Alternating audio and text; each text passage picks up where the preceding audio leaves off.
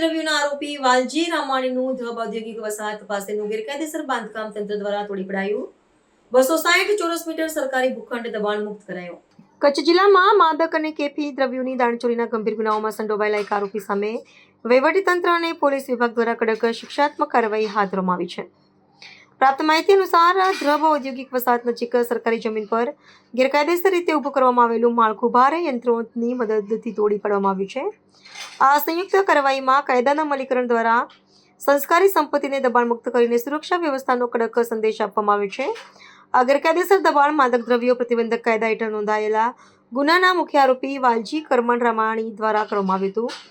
આરોપીએ સરકારી માલિકીના આશરે 260 ચોરસ મીટર વિસ્તાર ધરાવતા ભૂખંડ પર અનધિકૃત કબજો જમાવીને તે બાંધકામ કર્યું હતું. તંત્રની આ સપાટાબંધ કાર્યવાહી દરમિયાન અંદાજિત 17.16 લાખ રૂપિયાની કિંમતની મૂલ્યવાન જમીન કબજા મુક્ત કરવામાં આવી છે, જે ગુનાહિત પ્રવૃત્તિઓ આચરતા અને કાયદાનું ઉલ્લંઘન કરતા તત્વો સામે એક મોટો પ્રહાર છે. આ ઘટના બાદ સમગ્ર જિલ્લામાં ગેરકાનૂની પ્રવૃત્તિઓ અને સરકારી જમીનો પર દબાણ કરતા તત્વોમાં ફફડાટ વ્યાપી ગયો છે. પોલીસ અને મહેસૂલ વિભાગના અધિકારીઓએ સ્પષ્ટ કર્યું છે કે અસામાજિક તત્વો અને માફિયાઓ સામે આ પ્રકારની કડક ઝુંબેશ અવિરત ચાલુ રહેશે. આ કાર્યવાહી દર્શાવે છે કે પ્રશાસન ગુનેગારોની આર્થિક શક્તિને નબળી પાડવા અને સમાજમાં કાયદો તથા વ્યવસ્થાની પરિસ્થિતિને વધુ સુદૃઢ બનાવવા માટે સંપૂર્ણપણે કટિબદ્ધ છે.